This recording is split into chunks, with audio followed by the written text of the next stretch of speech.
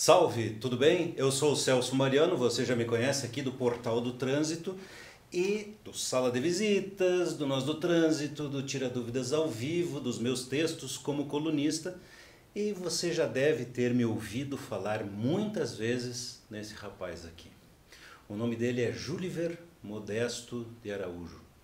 Um dos nomes mais respeitados no trânsito quando o assunto é legislação. Satisfação recebê-lo aqui, meu amigo. Opa, agradeço, Celso. É um prazer meu estar com você e com essa plateia do Portal do Trânsito, que é muita gente que te acompanha. Eu já te falei isso em outra oportunidade. Eu sou um cliente da Tecnodata desde que eu comecei a ministrar aula há 20 anos. E embora a gente não tenha hoje um contato muito frequente, muito próximo, da mesma forma que você acompanha o meu trabalho, eu acompanho o seu trabalho, da mesma forma que você fala do meu nome, eu também falo do seu nome, do nome da Tecnodata com muita frequência. Então para mim é um prazer estar aqui. Satisfação é toda nossa e eu tenho certeza que a alegria é dos nossos internautas, do pessoal que nos acompanha. E olha, Júliver, é gente de órgão de trânsito, autoridades inclusive, não só os operadores, os agentes de trânsito, de autoescolas, mas também dos Detrans, é gente de escolas, né, colégios que começam a ver a importância do assunto trânsito, de empresas, especialmente aquelas frotistas que têm lá suas preocupações, que não devem ser pequenas, né, não só com os acidentes, mas tem toda a questão administrativa, né, que a legislação do trânsito prevê, e às vezes por ignorar ou por subestimar a importância desse assunto acaba gerando despesas que não são previstas, não são desejáveis, enfim. E o pano de fundo é isso que a gente tem batalhado ao longo desses anos, já faz algum tempo, né, que a gente troca ideias e tenta afinar e descobrir caminhos para essa colaboração mútua, que evidentemente tem, porque tem muita afinidade no que o Júliver pensa, no que a Tecnodata Educacional pensa. Eu, como especialista em trânsito, sobretudo, nós temos essa percepção do problemão que é trânsito num país como o Brasil. E vivendo uma época em que, foi ontem, né, faz pouco tempo, que a Organização Mundial da Saúde viu o tamanho do problema e chegou a determinar esse plano aí da década de ações, por um período de 10 anos que está prestes a acabar. E aí, meu amigo, no nosso país a gente vê coisas como, né, nós mesmos, por autoindulgência, criamos um novo plano nacional, um PENATRAN, nos demos mais 10 anos, quer dizer, ficou para 2028. Esse universo aí, que em 2018, sobretudo, nos impressionou muito, de acontecimentos, de regras que aparecem e em seguida desaparecem, nós teríamos assunto aqui para falar, acho que por alguns anos. E o Júliver, eu já sei, e já deixo ele falar, eu já sei que o Júliver pensa muito parecido conosco nesse sentido, é sem amadurecimento, né? É sem análises mais profundas, e isso não faz bem para um país que é tão violento no trânsito, né? Que foi convocado pela Organização Mundial da Saúde para ver se diminui essa violência toda. Mas tem uma parte das soluções que ela tem que vir, não é só que pode, ela tem que vir do nosso conjunto de regras, da maneira com que a gente faz o regramento e com que a gente cumpre. E as coisas que a gente tem aí que não consegue cumprir por incompetência, por falta de habilidade, porque há inconsistências nas regras às vezes. Então o assunto não terminaria nunca. Mas eu vou direto a um ponto que eu acho que tem muito a ver, Júliver, com esse momento que a gente está cheio de ruído nas comunicações, apesar de canais múltiplos, todo mundo com oportunidade de dizer o que pensa, de publicar um vídeo, um podcast, de escrever um texto, e aí muita coisa, muita insegurança das informações. E uma que eu acho que vale a pena a gente falar para todo esse público aí é em relação a essa última alteração que tivemos em relação às penalizações da mistura de álcool e direção quando há morte, né? Quando há um acidente com vítimas fatais. Vamos falar um pouquinho da nossa 13.546? Claro, com certeza. Então. Uma coisa que a gente já conversou, Celso, que corrobora esse seu comentário, é que não adianta nada nós termos leis que nem ao menos conseguem ser assimiladas pela sociedade de maneira geral. Até porque conceitualmente, uma lei só existe partindo do pressuposto de que aquilo que nela se encontra não é uma regra natural. Porque se aquele comportamento fosse natural, não precisaria lei que obrigasse. Né? A lei surge já a partir da constatação de que ela é algo que não é natural no ser humano.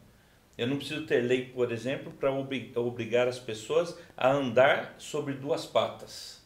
Né?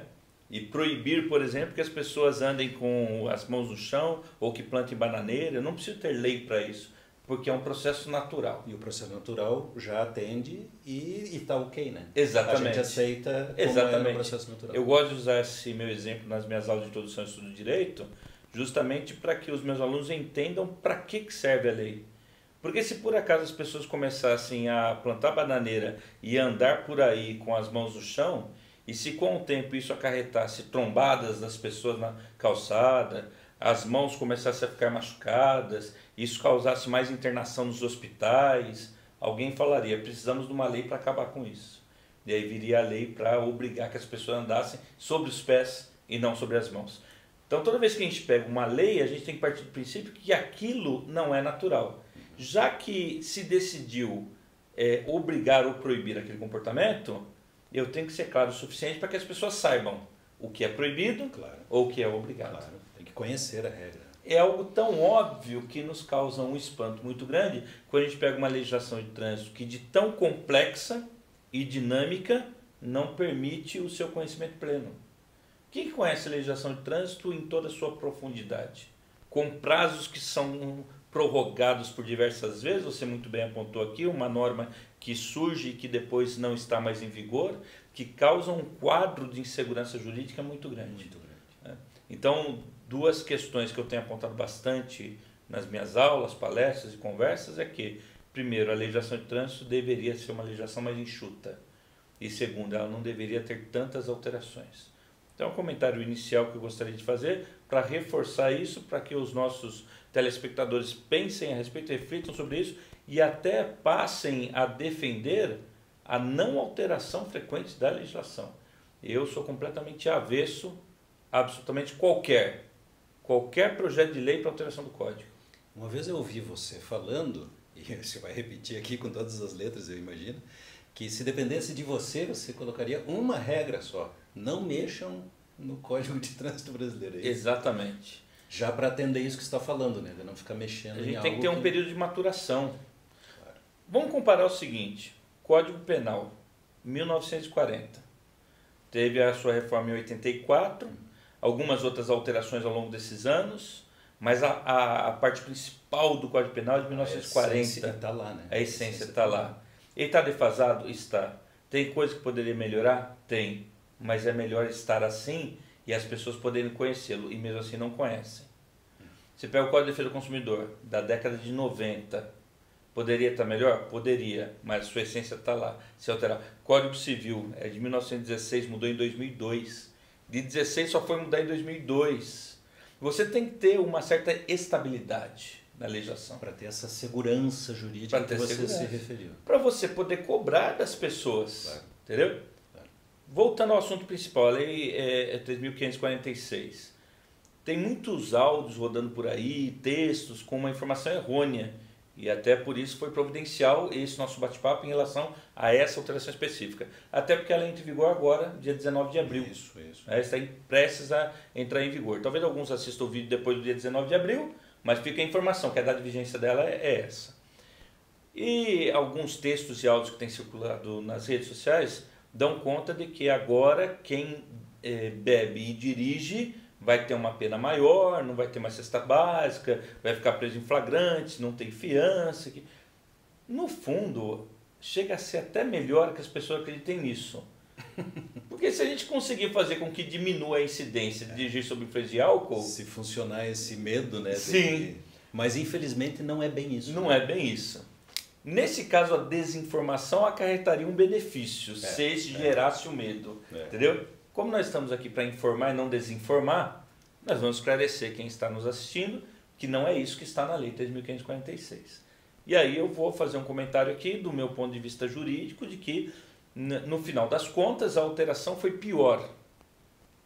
para a segurança viária e melhor para o criminoso, ao contrário do que se diz. Porque quando se festejou a mudança legislativa, o que passou a se falar é que essa lei faria com que fosse punido com mais rigor quem bebe, dirige, mata ou lesiona no trânsito. Realmente tem um rigor maior em relação à pena simples do homicídio culposo. Porque qual foi a alteração principal? Foram 4 artigos alterados. O 291, que trata da aplicação das regras gerais da legislação penal e processual penal dos crimes de trânsito. O 302, o crime de homicídio culposo na direção do veículo automotor. O 303, o crime de lesão corporal culposa. E o 308, participação em competição não autorizada. O 302 e o 303 são os que nos interessam aí em relação a quem bebe, dirige, depois mata ou lesiona no trânsito. Ocorre que o crime 302 tem uma pena de 2 a 4 anos. Foi criada uma forma qualificada no 302, parágrafo 3º. Depois até sugiro que consultem o código, abram para nós vamos colocar os links aqui no vídeo para você, fique atento. Perfeito. E aí aumentou-se a pena no parágrafo 3º para reclusão de 5 a 8 anos. Então, realmente, você pega uma pena de 2 a 4, passa para 5 a 8, ou está punindo com mais rigor. No caso da lesão corporal, que é de 6 meses a 2 anos, foi para 2 a 5 anos. Então, também aumentou. O problema é que, com certeza, todos que estão nos assistindo, tendo conhecimento jurídico ou não, em algum momento, por estar afeto à área do trânsito, já ouviu dizer que quem bebe e dirige está assumindo o risco de causar uma morte. É o que no direito nós chamamos de dolo eventual. É aquele que a pessoa não quer produzir a morte, mas ele assume o risco pelo resultado. O grande problema é que esse assumir o risco do resultado é uma condição circunstancial que é avaliada em cada caso, a iniciar pela Polícia Judiciária, pelo delegado de polícia, depois pelo Ministério Público, depois pelo Poder Judiciário.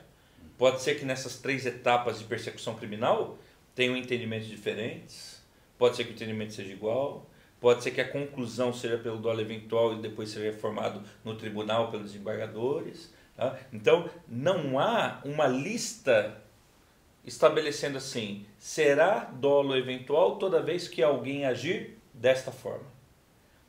A alcoolemia, a velocidade, o avanço semáforo vermelho, a prática de racha, qualquer conduta insegura no trânsito, ela pode ser vista como uma causa de dolo eventual, mas isso vai ser analisado em cada caso. Ocorre que quando alguém é considerado como uma pessoa que praticou o crime sob as circunstâncias de dolo eventual, ele sai da aplicabilidade do Código de Trânsito Brasileiro para ser punido pelo Código Penal. E a pena do artigo 121 de homicídio doloso no Código Penal é de 6 a 20 anos, que é maior do que a que foi incluída agora. Então, se você partir da análise de que antigamente poderia-se chegar à conclusão de que a dolo eventual, quem bebe, dirige e mata, a pena seria de 6 a 20 anos. Agora caiu para 5 a 8. Então você não pode dizer que aumentou de 2 a 4 para 5 a 8. Você tem que falar diminuiu de 6 a 20 para 5 a 8. Porque a partir de 19 de abril de 2018, não se pode mais dizer que quem bebe, dirige e mata cometeu um crime doloso. Esta tese estará definitivamente sepultada. E é por isso que a emenda ficou pior do que o soneto, né? Porque Exatamente. até então, né, o que está em vigor hoje, no dia que gravamos esse programa, né, antes de 19 de abril de 2018, que vai entrar para a história, infelizmente com essa referência desagradável, existia a possibilidade de enquadrar como dolo eventual.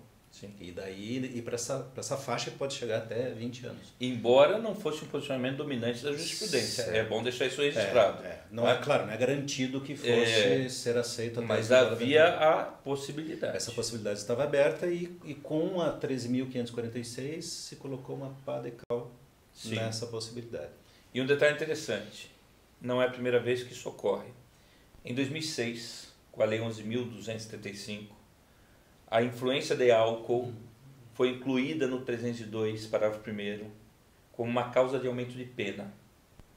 Ela vigorou até 2008, quando a Lei 11.705, ficou conhecida como Lei Seca, excluiu essa causamento de pena, justamente por ter se entendido que ao estabelecer causamento de pena no homicídio culposo, não poderia mais ser doloso.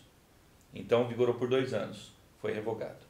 Quando foi em 2014, a Lei 12.971 incluiu o parágrafo 2º no 302, também trazendo como forma qualificada o homicídio culposo sob influência de álcool. E aí nem aumentou a pena, porque passou de detenção de 2 a 4 anos para reclusão de 2 a 4 anos. Mudou apenas o tipo de pena. Entendeu?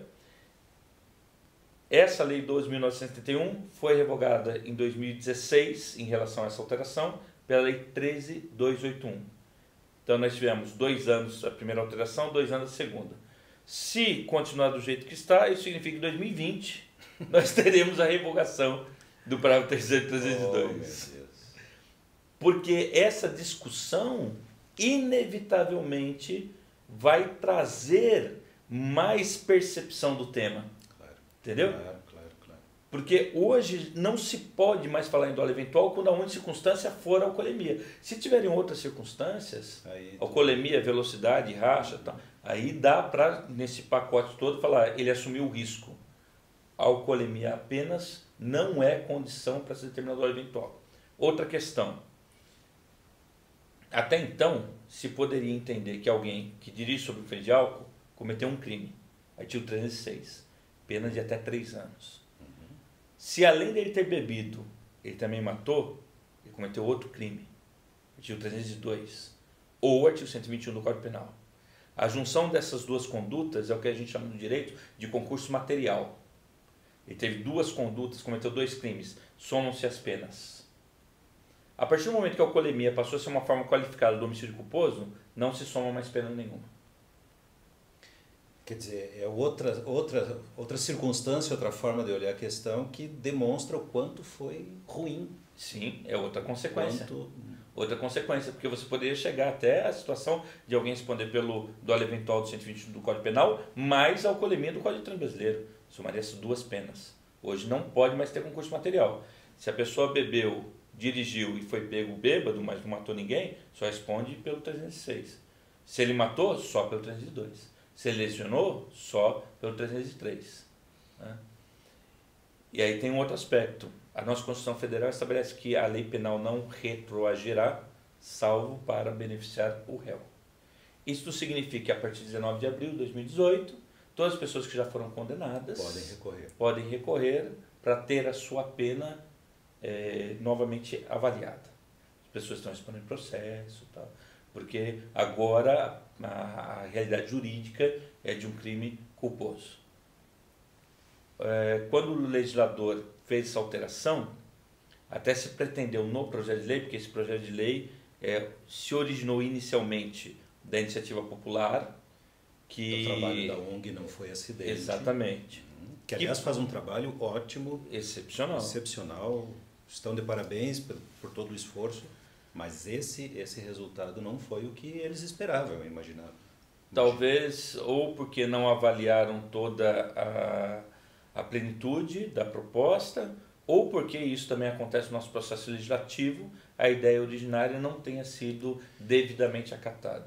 E aí, nas suas discussões, pode ter ocorrido esse desvio. E aí distorceu e acabou perdendo o principal benefício que trazia. Sim. Que o objetivo certamente era dar mais rigor para quem bebe, dirige e mata ou fere. Porque uma das distorções, por exemplo, isso é fato, porque ocorreu do projeto aprovado quando foi para a sanção presidencial, ele era inicialmente para a iniciativa popular, ele não foi apresentado como tal.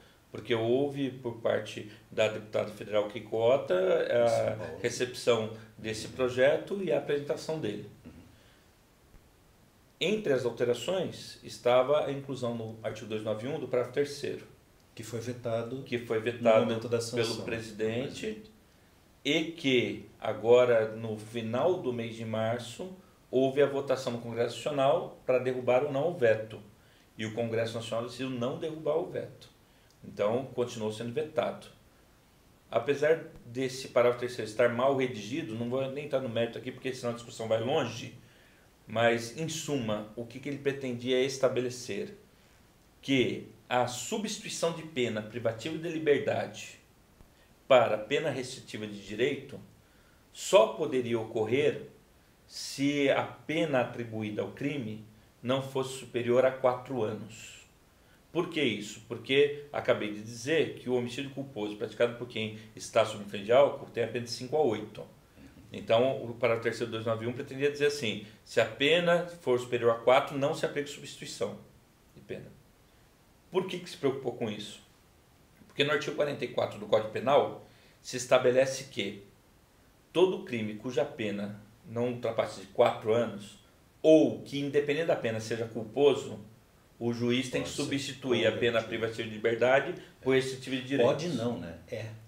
Ele tem que substituir. Ele determina que o juiz a tem pena que será substituída, exatamente. Como incluiu o parágrafo 3º do 302, que é o homicídio culposo? Que iria confrontar, ia ficar em desequilíbrio com o 44 do Código Penal. Exatamente. Então, o veto presidencial e até a manutenção do veto depois, né, que vimos nos últimos dias aí, foi correto. Foi correto porque estava contrariando o 44 do Código Penal. Porque ficaria uma inconsistência que não funcionaria depois. Sim, e nas próprias razões do veto foi mencionada essa insegurança jurídica em relação a leis que se contradizem. Entendeu? Pretendeu-se criar essa válvula para evitar substituição de pena, como se o Código de Trânsito fosse, naquele momento, se sobrepor à legislação penal. Superior ao Código Penal. Exatamente. Isso ia gerar muita discussão, porque são duas leis ordinárias no mesmo patamar da ordem normativa. Equivalentes, né, do mesmo nível. Equivalentes do mesmo nível, uma posterior à outra, embora uma específica para questões penais, outra específica para o Código de Trânsito. Alguns defenderiam, se fosse aprovado, que deveria valer o que está no Código de Trânsito, outros defenderiam que deveria valer o Código Penal. O fato é que, tendo sido vetado, aplica-se integralmente o Código Penal. E se aplicando integralmente o Código Penal, por ser crime culposo, mesmo que a pena seja de 5 a 8, ninguém será efetivamente preso, mesmo que condenado ao máximo da pena, 8 anos. E se fosse na tese dolo eventual, a pessoa ia ficar presa. Sim. Então hoje, quem bebe, dirige e mata outra pessoa, embora tenha uma pena superior ao homicídio culposo, não vai ter a pena privativa de liberdade. Num primeiro momento, terá o flagrante. Não terá fiança arbitrada pelo delegado de polícia.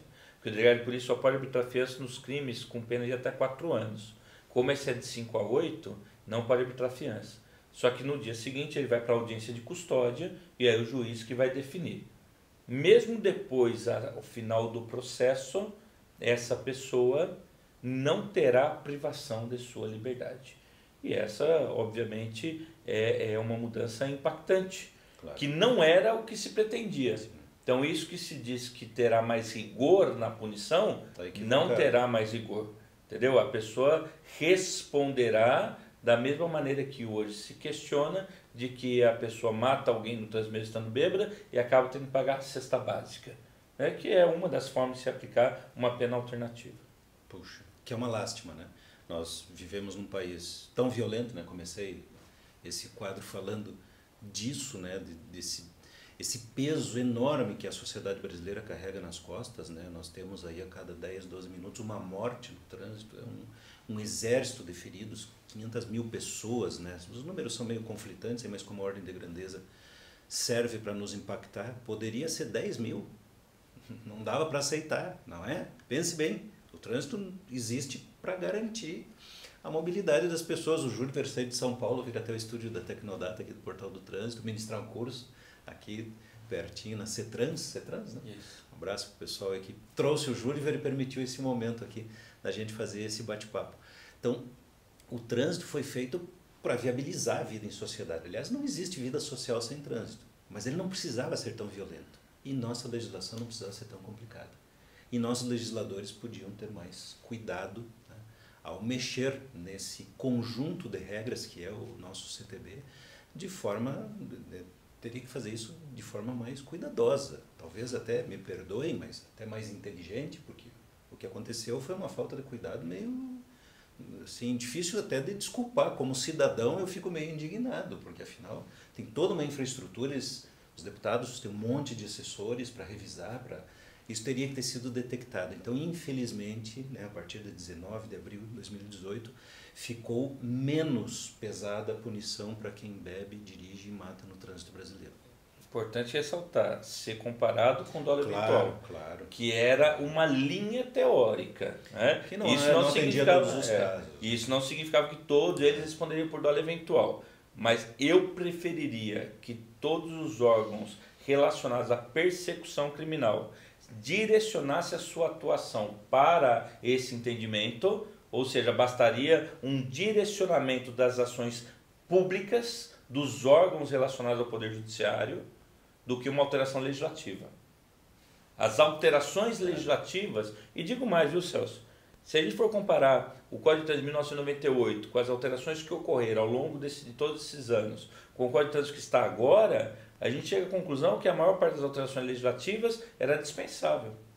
A verdade é essa. Que triste isso. Mesmo em relação à alcoolemia, se você pegar que lá no início existia um limite permitido, não é que eu quero dizer que deveria continuar existindo limite, mas se aquela lei do jeito que estava fosse tão fiscalizada como hoje se aumentou a fiscalização em todos os estados brasileiros, eu creio que o resultado seria tão bom quanto... Ou melhor. Ou melhor até. Ou melhor, porque quando a ameaça se torna maior, antes você podia tomar uma tacinha de vinho, agora não pode nada. É isso que a gente fez, né, com lei seca. Agora não pode nada.